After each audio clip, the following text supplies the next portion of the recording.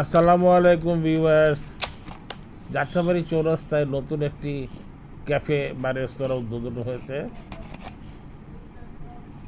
যার নাম ক্যাফে আলো। তো বাবুর্চি রান্নার হাত কেমন তা পরীক্ষা হয়ে যাবে সুপ্রথম দিনই, কারণ সে প্রথম দিনই রান্না দেওয়া হয়েছে পোলাও এবং রোস্ট। অনেকে এটাকে মোরাক পোলাও যদিও বলেন, আমি বলি না। তো যাই হোক, খেয়ে দেখলাম খাবার এরকম খারাপ নয় যে আপনার বাবুর্চির রান্না করা অন্যান্য খাবার চেক করে দেখার বা চেখে দেখার ইচ্ছা চলে যাবে। খাবার মোটামুটি ভালো মানের।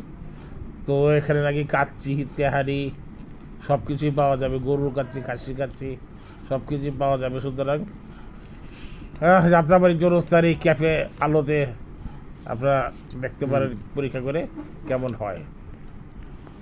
তো সবাইকে শুভেচ্ছা জানিয়ে শেষ করছি। আল্লাহ হাফেজ।